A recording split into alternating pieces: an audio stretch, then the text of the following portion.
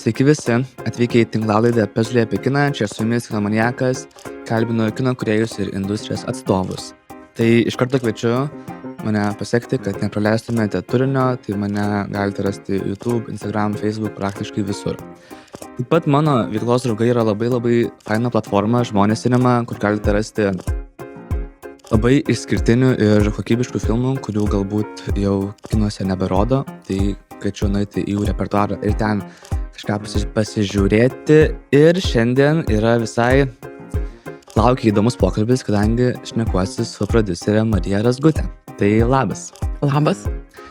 Esi kino prodiuserė, tai gal pradėkim nuo to, ką tas prodiuseris daro, kokia čia yra profesija, kuo užsiėmė. Taip, tai ką prodiuseris daro, turbūt man patinka atsakyti, kad visa kita, ko kiti nedaro.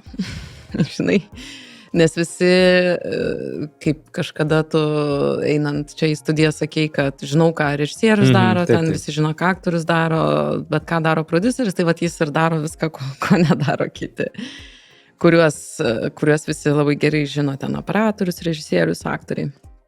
Jeigu rimčiau, tai turbūt prodiuseris yra kažkuria prasme kaip, nežinau, dirigentas orkestrui, tai gal čia būtų tokia paralelė irgi, jeigu paprašiau taip suprasti. Turi būti atsakingas už tai, kad filmas įvyktų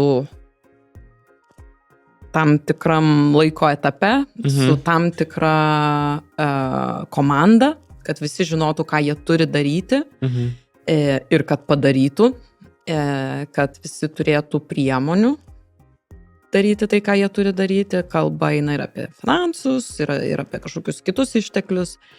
Ir kad svarbiausias dalykas, kad ta vizija, kurią turėjom išsikėlę, kai tik sutarėm, kad darome šitą filmą, kad jinai, kaip sakyt, būtų ta kelrodė žvaigždė mūsų ir kad mes neišsimuštume iš to kelio, kurį sutarėm, kad nueisim nuo A iki B ir kad mūsų filmas atrodys taip, kaip mes norėjom, kad jis atrodytų.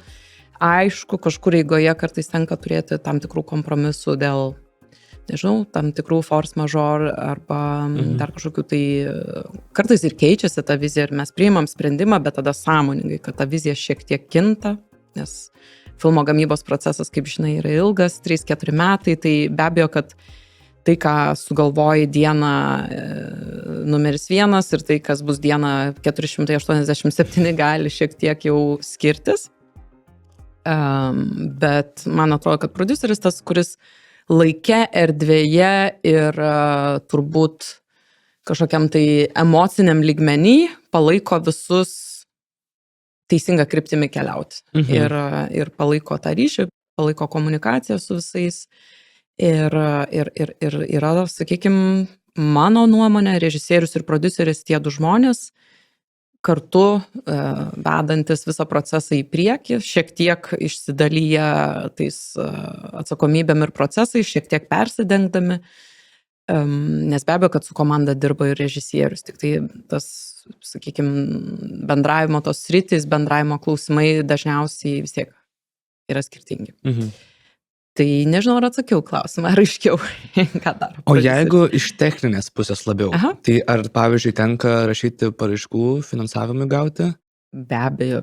Čia vienas iš, sakykime, turbūt tokių dažniausių darbų, ką tenka daryti prodiuseriui, kaip ir sakiau, tiems procesams užtikrinti, kuriuos jie turi daryti, tai yra, kad visi turėtų reikiamų resursų ir per tą reikiamą laiką atliktų tos darbus, kuriuos turi atlikti, tai turi turėti pakankamai finansavimo. Ir tą finansavimą dažniausiai filmams tokiems, kuriuos, sakykime, prodiusuoju aš ir mano kolegos Lietuvoje, tai yra tikrai autoriniai, meniniai filmai, kurie kuria didelę pridėtinę vertę kultūrai ir bendrai visuomeniai, tačiau komerciškai jie būtų neįmanomi, jeigu ne, sakykime, vienoks ar kitoks valstybinis finansavimas iš Lietuvos ar kitų šalių, tarptautinių fondų. Tai paraiškos tiems konkursams finansavimo yra, sakykime, nemaža dalis mūsų darbo ir energijos, ir laiko, ir know-how, ir ko tik nori.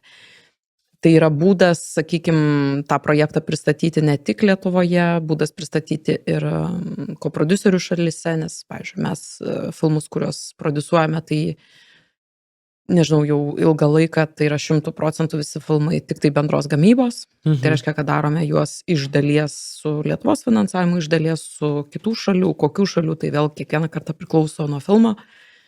Dirbame tikrai daug ir su labai skirtingom šalimis, nėra kažkokio to vieno mūsų, sakykime, nuolatinio partnerio, kas kart žiūri, kuriam filmui, ko labiau reikia. Tai paraiškos taip yra, sakykime, big deal. Užsiminė apie koprodukciją. Gal gali šiek tiek pristatyti, kaip jinai veikia, kaip vyksta tų partnerių ieškojimas? Man atrodo, kad čia yra toksai... Kiekvienas filmas yra, sakykime, tokia gal kaip atskira, gali įsivaizduoti netgi kaip atskira kažkokia tai įmonė, atskira veikla, ar ne? Nes tu tiesiog suburi komandą, suburi resursus. Tai koprodiuseris yra tavo toks, gali sakyti, kaip projekto partneris, verslo partneris, kuris prisijungia ir su tavim tos 3-4 metus eina tą ilgą, kartais sunku, kartais džiaugsmingą kelią, kartais ir taip ir taip. Tai kaip tu ieškai koprodiuserių, čia vėlgi kiekvieną kartą yra labai skirtingai, priklauso, ar tu tik pradedi savo kaip prodiuserio kelią, ar tu jau turi, kaip čia, subūręs tą tinklą partnerių. Tai pradžioje turbūt pats paprasčiausias ir pats organiškiausias būdas yra teikti savo ankstyvoj stadijoje esantį filmo idėją, projektą, sakykime, projektų pristatymo platformoms, vadinamiesiams pitchingams, koprodukcijos mugėms, kur tu gauni 5-7 minutės scenos, tu gauni pilną auditoriją klausytojų, tie klausytojai būna būtent prodiuseriai, kurie koprodiusuojasi aktyviai iš įvairiausių Europos ir ne tik Europos šalių, fondų, finansuotojų atstovai, platintojai, festivalio atstovai, žmonės, kurie ieško projektų ateičiai, su jais dirbti, juos finansuoti, juos platinti, rodyti ir taip toliau. Tai tokioj projektų pristatymo platformoje ar mugėje tu gali paprasčiausių būdų susirasti partnerį, nes tu turi tas 5-7 minutės, pristatai ir arba tą pačią dieną, arba kitą dieną tu turi one-to-one susitikimus su žmonėmis, kuriems patiko tavo idėja. Tai yra kaip, nežinau, kaip universitetuose būna kontaktų mugės, tai čia yra irgi galimai tokia referencas į kontaktų mugę. Tu tik tai su konkrečia jau labai idėja. Ir po tų susitikimų tu tiesiog jauti, kuriems žmonėms tikrai ta idėja įdomi, su kuriais tu susijungi bendrai žmogiškąja prasme, su kuriais tau būtų įdomus tas pokalbis 20 minučių, kurį tu turėjai. Ir kažkaip jauti, su kuo tau būtų pakeliui, turbūt pradedi toliau bendrauti nuotoliu ir kažkaip ateini iki to taško, kai galų gale arba sutari, kad dirbi kartu, arba sutari, kad gal visgi ne šį kartą, ne šitas projektas, ar gal visgi pirmas įspūdis buvo apgaulingas ir mes nieko kartu nedarysim. Tai va tokiu būdu kažkaip atsirenki. Aišku, visą tai labai ilgai užtrunka, labai daug laiko, energijos, bendravimo, skambučių, bet manau, kad verta, nes paskubėti ir išeiti į tą tokią partnerystę, bendradarbiavimą, nesusipažinus iki galo, neatsakius visų klausimų, neišsigryninus, kas kokį filmą visgi nori daryti, gali tekti tikrai pasigailėti ir po to turėti daug tokio sunkaus ir sudėtingo darbo kartu su žmonėmis, su kuriais tu galbūt visgi nenorėjai dirbti kartu. Tai va, tai čia toksai būdas. Vėliau, jeigu, sakykime, tas koprodukcijos ir ta partnerystė užsienio yra nuolatinis tavo darbas, tu vis tiek kažkokiu būdu tikrai įgyji nemažą tą tinklą partnerių, su kuriais tu dirbai, su kuriais gal nedirbai, bet jau pažįsti, nes buvai kažkur susitikęs, bendravot, bet tiesiog supratot, kad tai nėra tas projektas, su kuriuo šį kartą jums pakeliui. Ir po to galbūt tiesiog yra lengviau kreiptis jau į konkretų žmogų, turint konkrečią idėją ir galvoja, aha, šitam belgų prodiuseriui tikrai patiks šitas projektas, nes aš atsimenu, mes kaip tada kalbėjom ten prieš 2 metus, jis sakė, kad ieško būtent va tokia tema, ja, jį labai domina ten jauni kurie iš Lietuvos ar dar kažkaip. Ir tokiu būdu tu jau gali konkrečiai adresuoti konkretų projektą ir kažkokiam konkrečiam prodiuseriui. Yra, pavyzdžiui, prodiuserių, kuriuos aš pati labai seku, kurių darbų pasirinkimais tam tikrą prasme žaviuosi, nes pati žinau, kaip sunku tą darbą, kurį mes dirbame, dirbti, kaip sunku būti nuosekliu, nes tau reikia išbalansuoti ir tarp to, kad filmai būtų vis tiek vienaip ar kitaip sėkmingi, nes jie turi išeiti į kino teatrus, jos kažkas, net jeigu tai yra nišinės auditorijos, bet jos turi pasiekti tos nišinės auditorijas, nes ir jas pasiekti tikrai nėra lengva. Turi atliepti visų fondų, vis tiek irgi lūkesčius tų pačių kūrėjų, vėl tu nenori nuvilti ir nori, kad jie kažkaip gerai jaustųsi su tuo galutiniu rezultatu. Tai nori turėti tikrai gerus partnerius šalia, su kuriais tai darytum. Tai man atrodo, kad koprodiuseriai, sakykime, vienaip ar kitaip ateina arba iš tų koprodukcijų mugių arba iš turimo tinklo žmonių, kurį įgyji su patirtimi, su metais, kuriuos tą darbą dirbi. O kokia yra galbūt filmai koprodukcijos vertė? Nes žinoma, suprantama, kad yra finansinė nauda, kadangi tie koprodukcija dažnai įneša tų bendrų finansų į patį filmo biudžetą, bet ar tenka, pavyzdžiui, daryti kažkokius net nenuolaidžiavimus, bet įtraukti į komandą žmonių iš ten tos koprodukcinės šalies. Kokia yra nauda tos koprodukcijos, nes produkcijos ne tik finansinė? Jo, tai man atrodo, kad labai daug slypi pačiam žodį koprodukcija, tai yra bendra gamyba. Nes yra dar toks terminas kaip tiesiog finansinė koprodukcija arba kofinansavimas, ar ne? Tai yra, tokiu atveju yra tik tai finansinė vertė. Aš kaip investuotojas investuoju ir tikiuosi tų pinigų atgal su tam tikrų procentų. Bendra gamyba yra visai kas kita, nes bendra gamyba ir reiškia, kad aš ateinu su kažkokiu tai indėliu finansiniu, bet aš tuo pačiu ir gaunu kažkokią tai dalį to filmo gamybos, už kurią aš būsiu atsakingas arba atsakinga. Ir tai bus mano ir veiklos, ir atsakomybių sritis. Tai reiškia, pavyzdžiui, ten, nežinau, tarkim, paskutinė koprodukcija, kurią dabar baiginėjame, skyrybos karo metu, tai buvo Lietuva, Liuksemburgas, Airija ir Čekija, 4 šalis. Ir mes, sakykime, mūsų partneriai Liuksemburgai turėjo dalį filmavimo, turėjo ten vieną aktorę, turėjo visą garso montažo, dizaino ir galutinio garso mikso dalį.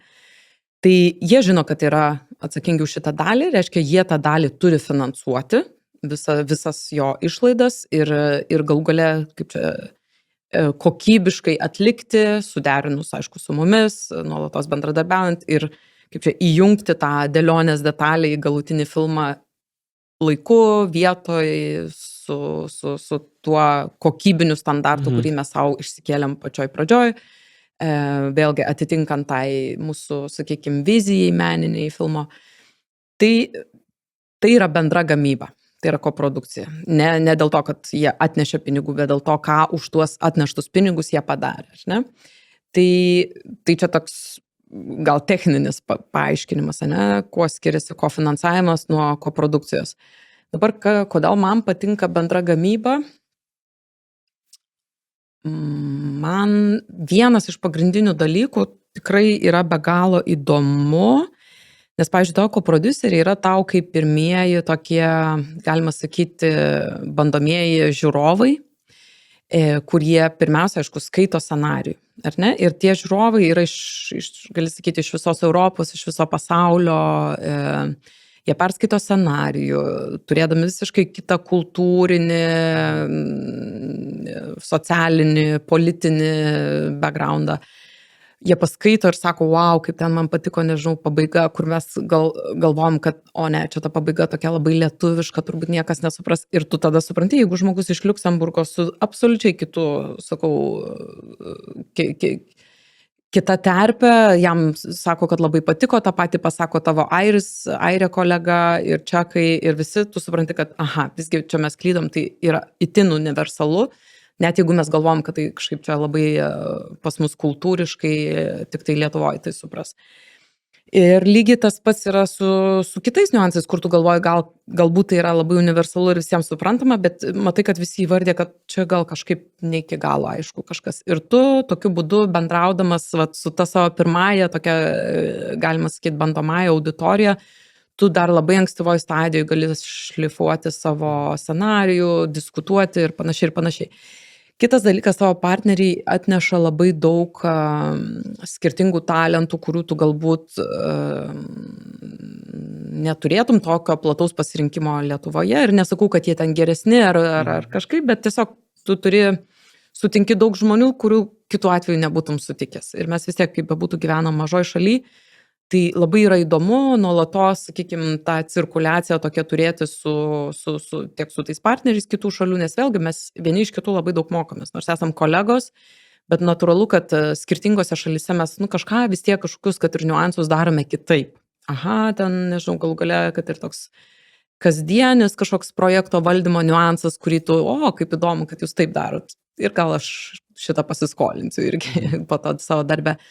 Kartais tai yra kažkoks irgi nedidelis niuansas ten filmo užbaigimo metu, irgi galvoju, kaip įdomu, kad jie taip daro.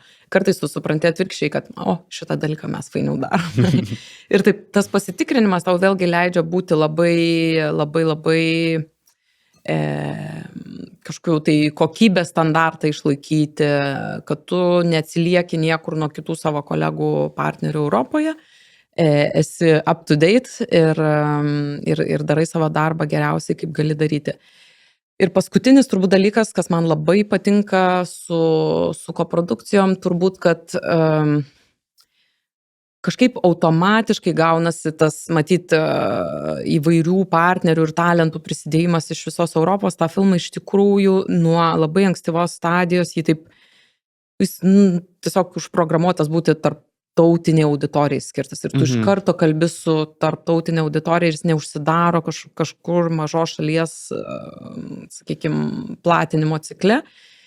Ir tai tikrai nekartą įrodė, kad tu kažkaip natūraliai padarai tą šuolį ir gali tą filmą po to daug lengviau parduoti skirtingoms tiek Europos, tiek pasaulio teritorijoms. Ir sakau, nekartą tai įrodėm su savo filmais.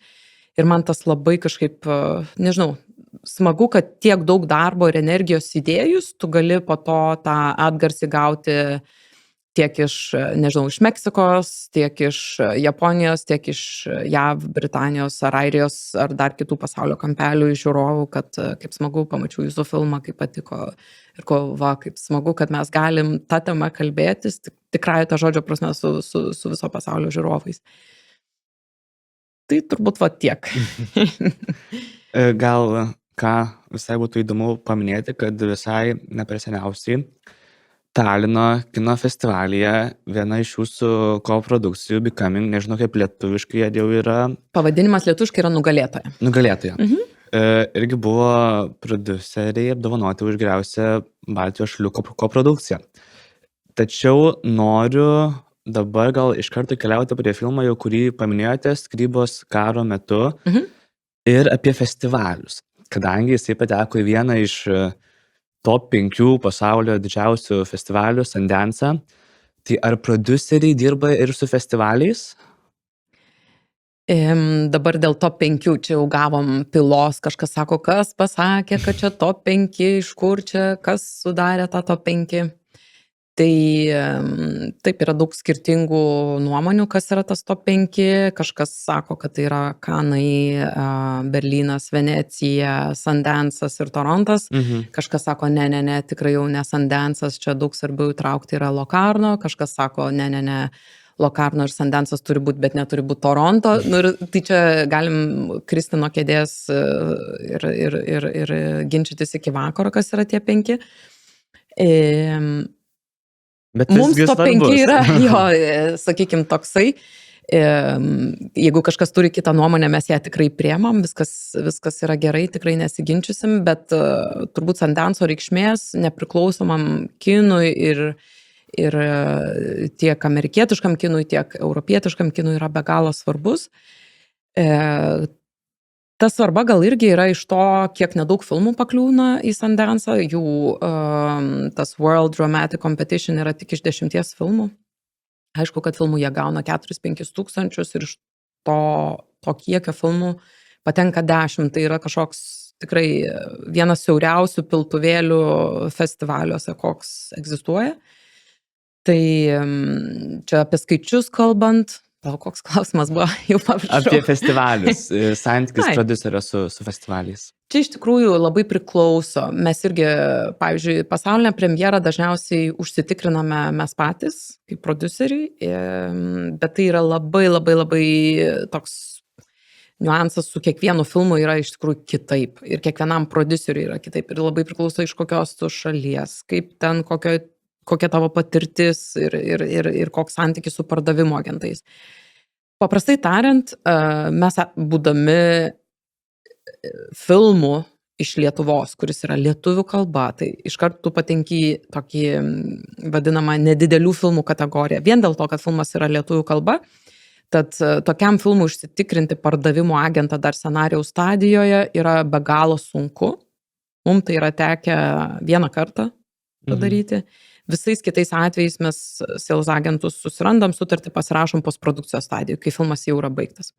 Ir taip yra ne dėl to, kad filmas yra blogas, bet dėl to, kad pardavimo agentai nori išvengti net menkiausio procento rizikos, jie nori pamatyti tą filmą, jie žino, kad jis bus lietuvių kalba, bet jie nenori rizikuoti, kad jisai dėl menkiausio niuanso, nes tas pardavimas filmo lietuvių kalba jau automatiškai jiem bus labai didelis iššūkis.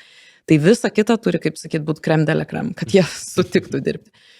Tai lietuviški filmai, ir čia aš nekalbu apie mūsų filmus bendrai, apie visus lietuviškus filmus, turbūt 95% jų pardavimo agentą užsitikrina postprodukcijos stadijoje, kai yra jau montažas.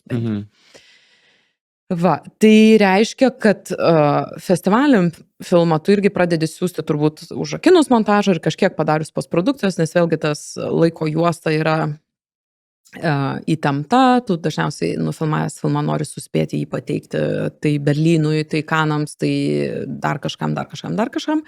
Ir tu tikrai ne visada turi prabangą laukti, kol pabaigsi tikrai galutinę su visais ten išblizgintais pabaigos titrais. Tai teiki kažkokią darbinę versiją ir ta darbinė versija paraleliai tu siunti ir pardavimo agentam ir festivaliam ir su vienais ir su kitais, žodžiu, vykdai tą, atidarai komunikacijos kanalą ir dažniausiai ir vienas laukia, kol patvirtins kitas laukia, kol patvirtins anas ir toks vyksta, sakykime, dėrybų žaidimas. Ir, pavyzdžiui, su tuo pačiu skyrybos karo metu mes netgi sąmoningai žinojom, kad norėsim pirmiausia užsitikrinti premjerą ir tik tada atidaryti tą dėrybą su pardavimo agentais, nes tiesiog žinom, kad gausim geresnį pardavimo agentą, turėdami jau pasaulinę premjerą užsitikrinę. Ir taip ir padarėm.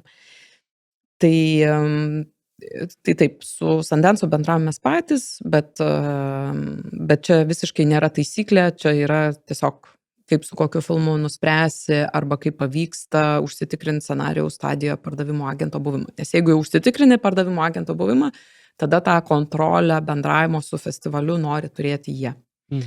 Nes kadangi jiems reikės tą filmą pozicionuoti, pardavinėti, distributoriams jie nori visą, sakykime, jo įvaizdį ir tą tokį jo ankstyvą pozicionavimą užtikrinti patys. Tai čia toks labiau strateginis sprendimas, ne dėl kontroliavimo, bet kad tikrai viskas būtų taip, kaip jie yra numatę tam filmo pardavimui. Bet kai siunčiat filmą kad ir tą patį Sundance'ą, siunčia tą darbinę versiją ir, tarkim, paėmė filmą, tai visgi jau festivalio metu nebe darbinę versiją rodot. Be abejo. Tai būna, kad tenka, nežinau, ar pagreitinti postprodukciją, kad visada netikėtai patekote į festivalį. Jo, visada turi pagreitinti. Ne, čia tikrai kiekvieną kartą labai skirtinga yra situacija, kiek kiek darbinę versiją tu siunti. Kartais, pavyzdžiui, skyrybos karo metu atveju mes taip siuntėm dar darbinę, bet jinai jau buvo labai arti galutinės, tikrai arti labai. Ir man atrodo, kad ten taip mums reikėjo paspartinti, bet nedaug, bet yra buvę tokių atvejų, kai tikrai mes siuntėme tik užrakintą montažą ir gavom kvietimą į festivalį ir tada reikėjo ne tas žodis, kaip paspartinti, bet tiesiog keliais mėnesiais viską pankstinti ir tada tiesiog šuoliuoti. Teko keisti net ir tam tikrus žmonės, kurie turėjo dirbti po to postprodukcijai, nes jie tiesiog negalėjo prisitaikyti prie to pasikeitusio tvarkaraščio, kas irgi suprantama yra ir visi turim savo ten kažkokie tai timeline'us. Tai, bet čia vėl yra žmonių, kurie dirba kitaip, kurie pabaigė filmą ir jo nesiunčia, ir tas irgi yra it's okay, bet, sakau, mes būdami tam tikroj, vėlgi ir geopolitiniai situacijoje, ir tas mažos šalies efektas mums kartelę kelia dažnu atveju dar aukščiau. Ir mes turim būti tikrai labai, kaip čia, ir konkurencingi, ir būdami maži mes turim būti, sakykime, gan ir greiti, tam, kad labai reaguotume į tai, kas sakykime, vyksta aplinkui, tai tas dažnai mums yra privalumas. Ir aš asmeniškai taip ir vadovaujuosi, kad mes galim būti maži, bet lankstus, greiti ir sureaguoti tiek su savo filmais į kažkokias tai situacijas, tiek su tuo, kiek mes galim sparčiai užbaigti ir festivalį parodyti galutinę versiją. Tai vat, pavyzdžiui, skyrybos karo metu mes kitą savaitę turėtume kino teatre jau žiūrėti tą galutinę versiją, kurią sausį rodysime Sundance, tai, žodžiu, tai viskas yra gerai, tikrai spėjom, pabaigėm. Nuostabu. Tada gal keliaukime prie kito filmo, kurį galbūt kažkas spėjo pamatyti rugsėjį, Svečio, Vytauto Katkaus filmo. Esi Vytauto Katkaus prodiuserė, čia toksai mėgsta sakyti, kad prodiuseriai yra kai kurių režisierių, tai jau su Vytautu dirbi, net nežinau, jau prie kelintų filmo. Tai tada, žinai, jeigu jau dabar pradėjom kalbėti apie Vytautą Katkų, turim grįžti prie skyrybos karo metu, nes, man atrodo, mes nepaminėjom režisieriaus pavardės. Taip. Reikia. Čia reikia. Atsukam juostelę atgal. Tai filmas yra režisieriaus Andriaus Blaževičiaus. Ir kadangi tu užsiminiai, kiek mes laiko dirbam su Vytautu Katkum, tai tu atsakysiu šitą klausimą, bet turiu pasakyti, kiek laiko dirbu su Andrium Blaževičium, nes tai yra režisierius, su kuriuo dirbu ilgiausiai. Tai su Andrium mes pradėjom dirbti turbūt 2010-ais, jeigu ne anksčiau dar, ir turbūt 10-ais jo. Tai va, tai jau dirbam kartu 15 metų. Tai man atrodo, čia yra toks visai šiemet gražus mūsų jubiliejus darbinis, o su Vytautu Katku mes pradėjom, man atrodo, dirbti 20 metais, kai pradėjom dirbti su jo trumpametražiu filmu Uogos. Tai dabar perinam prie Vytauto Katkaus. Ir kokie tavo prisiminimai iš Svečio? Ar turėjai kažkokių prodiuserinių krizių pasiruošimui ar filmavimo metu? Kaip tau tas filmas susižiūrėjo? Susižiūrėjo puikiai. Kiekvieną kartą, kai žiūriu, vis labiau, vis geriau susižiūri. Aš manau, kad Svečias yra tas iš tikrųjų tokia, mes netgi komunikavom tą filmą kaip patirtį, nes jis iš tikrųjų daug, istorija jo yra gana paprasta iš tos naratyvo pusės, ar ne, Danielius grįžta parduoti tėvų buto, nes tėvų daugiau nebėra ir tiesiog vietoj to, kad praleistų 3 dienas šventoje, jis praleidžia keletą savaičių, užsibūna. Ir tai yra filmas, man asmeniškai filmas toks apie atsisveikinimą, gebėjimą paleisti savo praeities, gebėjimą paleisti tam tikrų žmonių, kurių čia nebėra. Ir aš manau, kad Vytautas labai puikiai perteikia jausmą, ką reiškia tai padaryti ir koks tai jausmas. Tai pasakoti istorijas moka daugybė režisierių, bet perteikti jausmą pavyksta nedaugeliu. Ir dėl to aš manau, kad Vytautas yra be galo talentingas. Ir ar turėjom iššūkius su svečiu, aišku, kad turėjom su kiekvienu filmu, bet neturėjom jokių krizių, aš niekada turbūt nesu turėjus krizę su jokiu filmu, nes nevadinu to krizėmis. Aš vadinu tai situacijomis, kurias reikia išspręsti. Nes krizė yra turbūt, kai kyla karas arba kas nors miršta. Tai neteko nei vieno, nei kito patirti. Ir man atrodo, reikia dalykus vadinti tikraisiais vardais, nedramatizuojant. Tai vat būna situacijų, kurias reikia spręsti. Viena iš tų situacijų buvo, kad mums reikėjo pastatyti salą. Ir labai patiko šita salos linija, nes kai, turbūt, nežinau, gal pirmas buvo dar treatmentas, tikrai filmo paskaičiau, jį man be galo patiko ir vis taip galvoju, įdomu, ten ta sala, kaip mes tą salą darysim, ir sakau, Vytui, bet ten ta sala, jo, sala, reikia salą, sakau, bet, ir taip mintys, sakau, gal neliks tos salos, kai perrašys scenarijų. Tada paskaičiau scenarijų, žiūriu, yra ta sala, vėl kalbam apie tą salą, kaip čia reikės daryti, visi taip gušiam pečiais, nieks tos salos nesam statę, kažkaip Lietuvoje gal yra statę salą, nieks nėra statę salos. Ir tada jau besiruošiant rimtai filmo prepui, pradėjom, besibūrent komandai didesniai, pradėjom tikrai praktiškai galvoti visus būdus, ar tai galėtų būti prie green screeno kažkas filmuoto, ar tai galėtų būti kažkoks CGI, ar tai galėtų būti galbūt vėl kažkokia tai dekoracija, imitacija, nes mes tiesiog, kaip tu gali su debiutinio filmo biudžetu, aišku, neribojant savęs biudžete, tu gali visada viską padaryti. Bet mes darėm debiutinį filmą.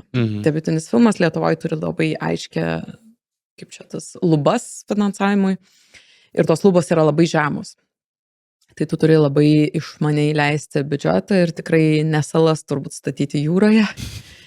Bet aišku, ta sala buvo tokia kaip ir labai svarbi, tie, kas matė filmą, turbūt neprieštaraus man, labai svarbus filmo elementas. Vienas iš, sakyčiau, tokių kertinių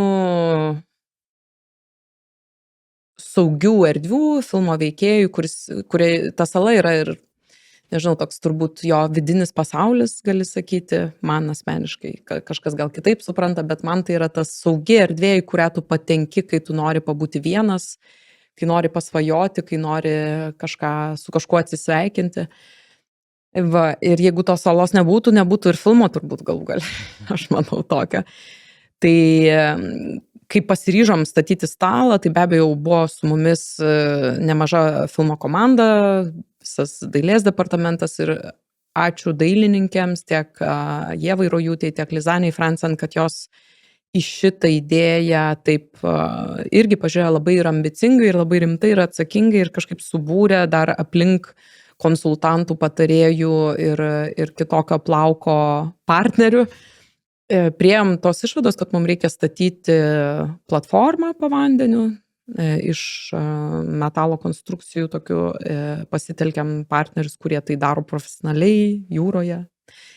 Ir žodžiu pastatėm, ant viršaus tai buvo jau ta dailės departamento gaminta skulptūra, kaip mes ją vadinom, salos skulptūra imitacija. Be abejo, teko irgi pasitelkti nemažai, sakykime, tam tikrų institucijų, kad gauti leidimą tą daryti, nes vis tiek tai yra jūra, tai yra pasienio ruožas šventoji ir panašiai, bet kažkaip visi gan geranoriškai žiūrėjo šitą iš pirmo gal požiūrio beprotišką idėją. Ir kitas dalykas, mums turėjo būti labai palankus orai. Nes jeigu audringa jūra, mes realiai negalėjome daryti nieko, tai kažkaip turbūt ir gamta į mus pažiūrėjo palankiai, mums davė be galo gerą orą visą rugsėjį, ramią jūrą, išskyrus keletą dienų gal. Ir tą salą pavyko padaryti, tai čia toks gal buvo vienas iš įdomiausių situacijų, kuris reikėjo išspręsti su šito filmu, aišku, buvo ir daugiau, bet kažkaip man atrodo, kad turėjom labai labai šaunią komandą, kurie labai gerai žinojo, kodėl mes tai darom, tikėjo tuo ir buvo pasiryžę nueiti tą ekstra mylę ir ėjo. Tai va. Už mėnesio, daugiau šiek tiek, į Lietuvos kino teatrus Šviesą išvys Karolio Kaupinio antras ilgametražis filmas Bado namelis. Badautojų namelis. Badautojų, atsiprašau, taip. Badautojų namelis. Ir kadangi kaip tik vakar, kai filmuojame šią tinklalaidę, išėjo jo anonsas, tai dabar ir jį pasižiūrėkime.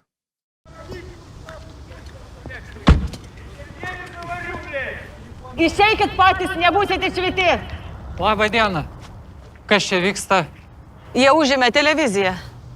Pas mane vaikas miega. Žmonės galvas padėjo. O jūs man sakot, kad jūsų vaikas miega? Nu, bet jisai miega, tai aš nežinau, gal jūs tada anoj pusėje galit protestuoti. Žinojau, kad čia gerojų nesibaigs. Kas? Nu, šitie žaidimai į tą laisvę. Mes negalim čia sėdėti ir laukti. Ten kareiviai su automatais. Ką tu gali žinot, kas jiems gali ten šauti galvą? Aš galiu šauti galvą. Pradėsim, paskui prisijungs kiti kolegos. Lietuvos radijas ir televizija paskelbė bado akciją. Badausim čia tol, kol jie iš čia nepasitrauks. O jūs pranešėjote? Ir televizija tai atrodo, kad tau kiekvieną dieną kaip šventė. Toks darbas. Reikia šypsotis ir būt gražiai. Tau visai gerai sekasi. Mano svajonė. Pabėgti, ramiai pabūt.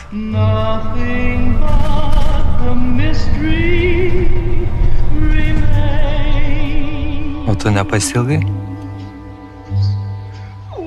Ineta Stasiulytė, aš, Arvydas Dapšys ir Paulius Pinigis Karolio Kaupinio absurdo komedijoje Badautojų namelis. Gražu svajoti, bet yra realybė. Turbūt aplinkui yra daug žmonių, kurie norėtų su tavim susipažinti ar šiaip.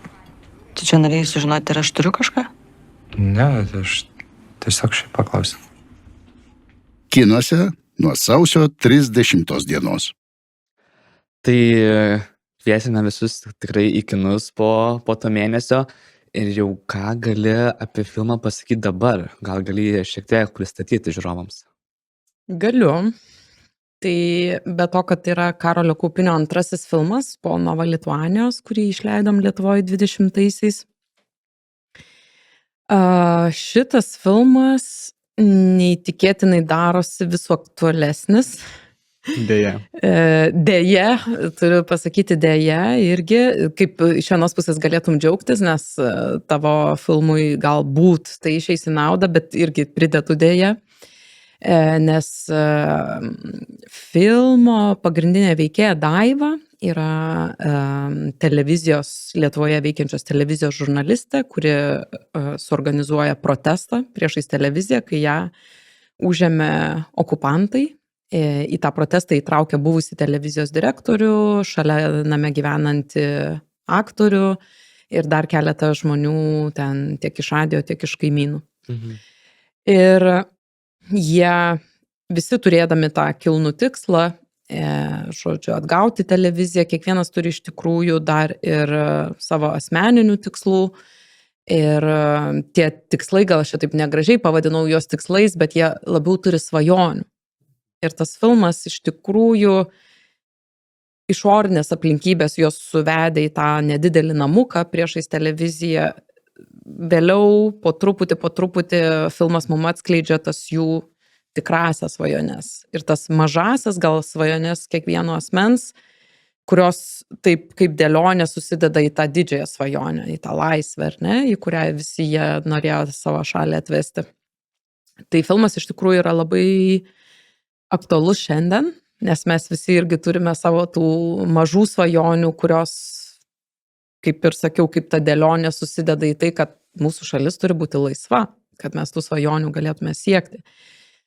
Tai kas vyksta šiuo metu aplinkui, turbūt kartoti nereikia, kėsinamas į kultūrą, kėsinamas į laisvą žodį, kėsinamas į tai, kad ir šitokių podcastų nebegali būti labai greitai, nes turėsim nebekalbėti to, ko norim, nebežiūrėti to, ko norim, nebeskaityti to, ko norim, o tai, ką kažkas paserviruos. Tai nei badautojų namelio veikėjai to norėjo, nei norim mes. Ir dėl to sakau, kad šitas filmas darosi vis aktualesnis. Mes čia filmo premjera buvo Varšuvos kino festivalyje spalio mėnesį ir tada turėjom Baltijos šalių premjerą Baltijos filmų konkurse Taline. Ir tiek Varšuvoje pasilikau salėje žiūrėti filmą, tiek Taline pasilikom irgi su komanda pažiūrėti filmą, norėjom pažiūrėti, kaip reaguoja salė, kaip, patiem tiesiog irgi po kažkiek laiko smagu tą filmą pažiūrėti. Ir tu klausaisi, ką sako tie veikėjai, scenarius jiems parašytas prieš 2-3 metus ir tu negali patikėti, nes kartais dabar tiesiog žodis į žodį, praktiškai mes tai kalbam, tai sakom, reikia protestuoti, nieko nebus, turim kovot ir ta prasme, tu klausais, tu veikia ir galvoji, ar čia kažkoks inception yra, nes kaip taip galėjo nutikti, kad mes atsidūrėm patys tam praktiškai badautojų namelį simboliškai ir dabar su tais plakatais stovim nepriklausomybės aikštėje, kas kažkelintą dieną ar savaitę. Bet gal dėl to, kaip atkakliai už savo svajones ir viziją kovojo mūsų veikėjai ir ką bandome irgi mes atkakliai daryti visi pilietiški Lietuvos žmonės, turiuomenį visi tie 35 ar 50 tūkstančių, kurie pasirodė praeitą savaitę ir tikiu, kad pasirodys dar daugiau. Tai man atrodo, kad tikrai labai rekomenduoju jiems pamatyti šitą filmą, nes jisai toks galbūt irgi kaip čia padės suprasti, už kokią tą Lietuvą mes čia kovojam ir kaip svarbu turėti tų svajonių, savo mažų svajonių, asmeninių svajonių ir jas taip gražiai sulipdyti į tą didelį paveikslą, kurį po to matom ir suprantam, kad už tokią Lietuvą mes kovojam. Tai gal tiek, turbūt. Ir kitas dalykas, kad aš labai džiaugiuosi, kad Badautojų namelis yra filmas, kuris tikrai turi nemažai daug saviironijos į tai, kaip tie žmonės tai darė. Tai nėra, nors yra labai rimta tema, bet kažkaip labai šviesiai ir saviironiškai prie to priėjo Karolis. Ir yra tikrai daugybė labai juokingų vietų ten filme. Kaip jie kartais ir naiviai tam tikrus dalykus žiūrėjo, kartais absurdiškai. Ir tas, mes labai drąsiai filmą pristatom kaip absurdo komediją, nes iš tikrųjų tikrai ne kartą, ne 2 ir ne 3, tu filme tiesiog nebesusilaikai ir prapliupsi juoku, nes, tiesiog labai miela žiūrėti tos veikėjus tokiu būdu kovojančius už tas svajones. Ir ne dėl to, kad tu norėtum iš jų pasijuokti, jokių būdų. Tu tuos veikėjus labai myli, juos seki ir tu trokšti, kad jiems pavyktų, kad jiems pasisektų, bet tiesiog aplinkybės ir situacijos, kuriuose jiems tenka veikti, yra tikrai ta žodžio prasme absurdiškos ir tos komiškos tampa gal situacijos, bet jokių būdų ne jie patys. Tai labai dėl to yra kažkaip, man atrodo, geras balansas tos rimtos temos, bet prieimo per absurdą. Kažkaip labai lengva tada priimti, tos paralelės su šiandiena tiesiog veria kiekvieną minutę ir sekundę žiūrint. Ir tas irgi duoda tokio galbūt, nekyla klausimo, kodėl aš turiu tai žiūrėti. Čia kažkaip prieš 35 metus kažkas ten kažkur vyko. Kodėl? To klausimo, kodėl nebėra. Jisai tiesiog įvyko. Na ir pokalbio pabaigai noriu dar paliesti vieną tavo gyvenimo dalį, veiklą, tai Europos kino akademija. Tik neperseniausiai buvai perrinkta 2 kadencijai, sveikinimai su tuo. Ačiū. Ir gal gali pristatyti, kas ta Europos kino akademija, kokios atsakomybės, ką darot, už ką atsakingi ir kas ten vyksta. Tai Europos kino akademija, tai yra, galima sakyti, kaip asociacija Europos kino kūrėjų, kuri šiuo metu vienija daugiau negu 5000 įvairiausių talentų, režisierių, aktorių, operatorių, dailininkų, kostiumininkų, grimo dailininkų, montažo režisierių, garso dizainerių, prodiuserių, aišku, ir taip toliau, įvairiausių sričių profesijų. Ir Europos kino akademijos, kaip čia tas jau toks aukščiausias, sakykime, tikslas yra, kaip jie patys sako, švęsti europietiško kino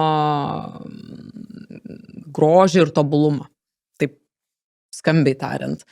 Bet turbūt žemiškiau kalbant, tai būtų tikrai Europos kino akademijos viena iš pagrindinių veiklų yra Europos kino akademijos apdovanojimai, kurie vyksta nuo šio sezono sausio mėnesį, anksčiau visada būdavo gruodį, dabar persikėlė į sausį.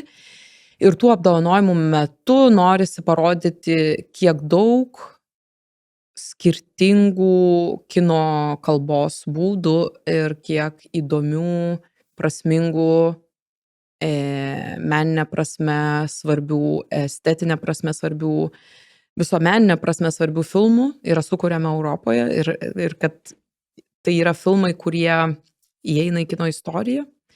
Tai yra filmai, kurie padeda mums kalbėti sunkiomis temomis, tai yra filmai, kurie mums padeda gerai praleisti laiką. Tai europietiškas kinas turbūt yra labai sunku nusakyti tą vieną jo kažkokią liniją, nes jis iš tikrųjų turi ir tą kažkokią šviečiamą ir edukacinę ir diskusinę prasme ir be abejo tą meninę estetinę vertę. Tai Europos kino akademijos apdovanojimai turbūt ir padeda uždegti šviesą virš tų svarbiausių šių metų, praėjusių metų filmų ir apdovanoti pačius pačiausius kūrėjus, talentus, paminėti, sakykime, nominantus ir taip pat yra apdovanojimai už viso gyvenimo nuopelnus. Tai Europos kino akademijos taryba yra toks patariamąjį balsą turintis organas, kuris be daugybės kitų sprendimų priima ir nominacijų sprendimus. Už jau nugalėtojus balsuoja visi akademijos nariai, tai taryba skirsto tik tai nominacijas. Ir be abejo kitų, sakykime, su akademija susijusių politinių, valdymo, organizacinių sprendimų. Tai Europos kino akademijos taryba sudaro 16 valdybos narių, plus pirmininkas su 2 pavaduotojais, tai iš viso 19 veikiančių, sakykime, asmenų. Ir atstovavimas yra ne pagal konkrečią šalį, bet pagal regionus. Tai pavyzdžiui yra Šiaurės šalių atstovas, yra Baltijos šalių atstovas, Vidurio centrinės Europos atstovas, Balkanų atstovas, ten, tarkim, vokiečiakalbių šalių atstovas ir panašiai. Tai tokiu principu yra sudaroma taryba, balsuoja visa akademija, tai yra visi 5000 žmonių, balsuoja už kiekvieno regiono atstovą. Tai nėra, kad mane renka, pavyzdžiui, mane išrinko Baltijos šalių atstovai, ne, balsuoja visa akademija. Tai tas atstovavimas yra irgi toks ir svarbus, ir tuo pačiu gan simbolinis, nes mes negalime tiesiog atstovauti tik savo regiono. Pagal taisyklės mes atstovavom visą Europos kiną, bet savo regiono specifikos išmanimas yra pagrindinė vertė tarybai, nes tu gerai labai pažįsti regiono specifiką, kūrėjus, talentus ir gali atnešti tam tikro know-how į diskusijas, į kažkokius tai debatus, net ir balsavimus ir taip toliau. Tai mano praėjusi kadencija, kuri buvo 24-25 metais, tikrai mane ir labai daug išmokė ir teko nemažai dalykų pačiai inicijuoti, kuo labai džiaugiausi.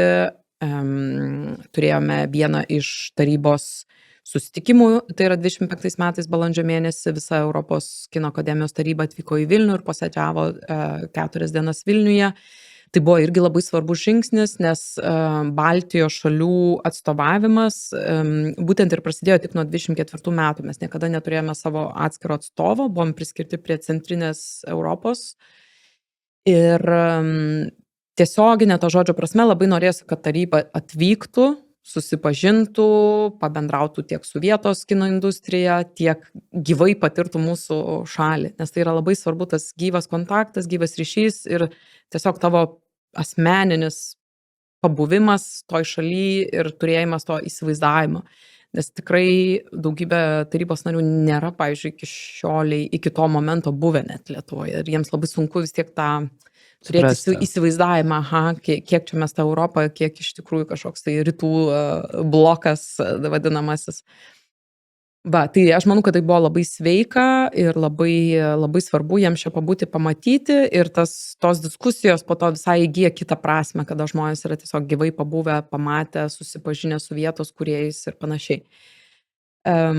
Tolimesnė mano 2 metų kadencija labai norėsiu, jeigu daugiau dabar fokusavausi į Lietuvą, kitos kadencijos metu norėsiu, aišku, daugiau aktyviau padirbėti su latviais ir estais, kuriuos irgi atstovauju šitoj taryboj.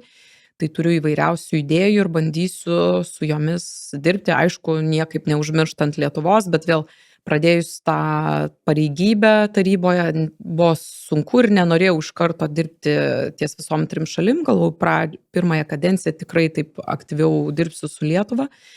Vienas iš tų irgi tokių pasiektų tikslų, tai Vilniaus trumpųjų filmų festivalis tapo Europos kino akademijos trumpųjų filmų festivalių tokio kaip, pavadinkim, tinklo nariu, nes festivalio trumpametražis filmas nugalėtojas iš karto kvalifikuojasi Europos kino akademijos geriausio trumpametražio filmo nominacijai. Tai va čia irgi vienas iš mūsų buvo toks tikslų, kad turėtume irgi festivalį, kuris turi tą nominacijos galimybę.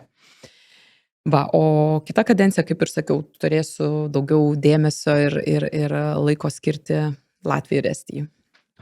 Paminėjai ir apdovanojimus, nominantai jau yra paskelbti, apdovanojimų ceremonija sausio 17, jeigu aš neklystu.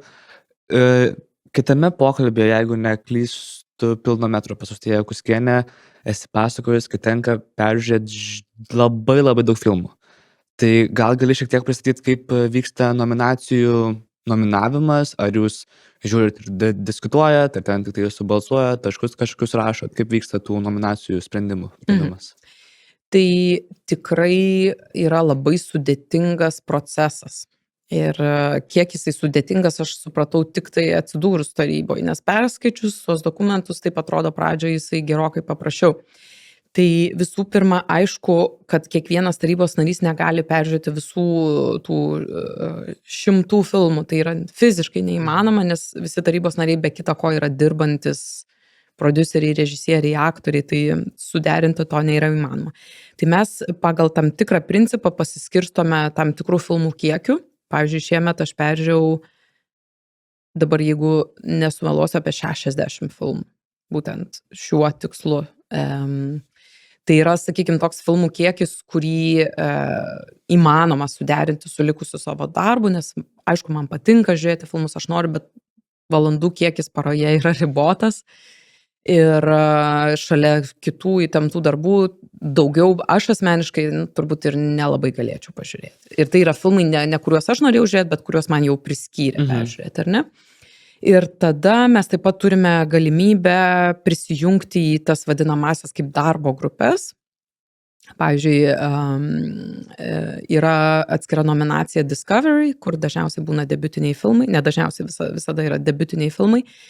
Tai tu gali prisijungti, pavyzdžiui, Discovery darbo grupę ir tada žiūrėsi debiutinius filmus. Šiemet aš, pavyzdžiui, asmeniškai dirbau toje Young Audiences darbo grupėje, tai reiškia, žiūrėjau paaugliams skirtus filmus. Tai man buvo labai įdomi tokia patirtis, gan nauja teritorija, sakykime, irgi mano veiklai ir dirbau su, irgi į tą darbo grupę susijungusiais kolegomis. Plus Young Audiences kategorija turi dar tokį išskirtinumą, kad tai nebūtų, kad kažkokie senukai susijungia, pažiūri filmus ir nusprendžia, kas čia aktualu paaugliams. Yra būtent ir iš paauglių sudaryta jaunuolių, gal taip reikėtų sakyti, nes jie yra maždaug nuo 14 iki 18 metų jaunimas. Tai šitą jaunimo darbo grupė žiūri filmus, mes žiūrim dar filmus, ten vyksta balų rašymas ir balsavimas, tas vadinamasis trumpasis sąrašas sudaromas ir tada mes susijungiame finalinėms diskusijoms, 2 arba 3 priklausomai nuo to, kaip sekasi. keičiamės vėl, einam kiekvieną filmą, visi pasakom tą savo ginamąją kalbą, kodėl aš būčiau už jį, arba kodėl aš manau, kad gal ten į tą jau patį trumpiausią sąrašą jo perkelt nereikėtų.